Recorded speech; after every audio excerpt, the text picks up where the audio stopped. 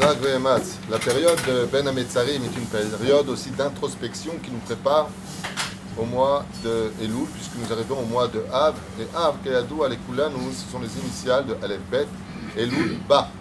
C'est-à-dire qu'à partir du moment où, malheureusement, à cause de la haine gratuite et des lois du Lashon Hara mal appliquées, eh bien malheureusement, on n'a toujours pas le Bet Hamikdash. Av Memaatim Besimcha. Dès que vient le mois de Av, eh bien on diminue la joie. Alors très important de retenir une chose, il n'y a aucune mitzvah d'être triste, il y a une mitzvah par contre, une ordonnance de diminuer la joie. Ça ne veut pas dire qu'on est triste, juste on diminue la joie. Bamedvarim Amorim, de quoi est-ce que l'on parle? Eh bien on diminue au niveau des affaires, on évite de faire trop d'affaires pendant cette période. Il y a le minhag de ne pas manger de viande à partir de Rosh Chodesh Av ou le lendemain de Rosh Chodesh Av. Ça dépendra des minhagim, des traditions que nous avons tous les uns et les autres. Si on a un procès contre un non-juif pendant cette période, étant donné que le mazal n'est pas en forme, on évitera de le faire pendant cette période, on s'arrangera pour le repousser de telle façon à ce qu'on ne soit pas touché.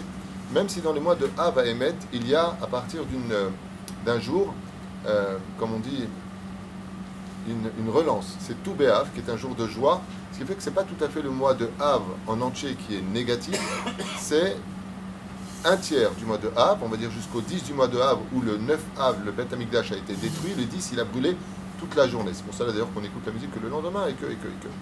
Mais en ce qui concerne les lois, il est impératif, Bezrat Hashem, d'arriver à quelque chose de plus grand que de suivre ces traditions, c'est l'introspection. L'introspection qui nous remettra en question sur l'amour du prochain.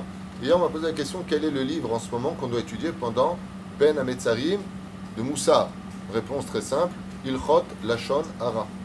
Zeazman Ilmod Ilshon Lashon Hara. On a posé la question au Rabbi de Lubavitch. Qu'est-ce qu'on étudiait jusqu'à Rosh Hashanah? Il a répondu Pirkei Avot.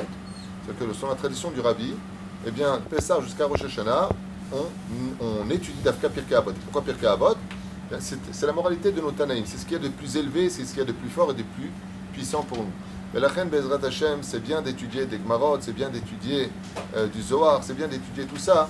Mais pendant cette période, Vayar et Maasehem, ce qui compte, ce n'est pas ce que l'on a dans la tête, mais avec quoi on vient dans les mains pour Rosh Hashanah. Quelles sont les actions que l'on a fait dans ce domaine? Celui qui étudie la Torah et qui a toujours de la haine et qui ne trouve pas du kaf, srout, pas du mérite aux autres, alors il a d'une certaine façon de la Torah dans la tête, mais c'est pas ce qui est marqué. Ashrei Shesher Baim Talmudo Beyado. On ne lui demande pas d'avoir la Torah dans la tête, on lui demande de l'avoir dans la main. Le Rosh Hadavar, que Lo Midrash Haïkar et la Hamaase, et c'est exactement ce qu'on se doit tous de changer.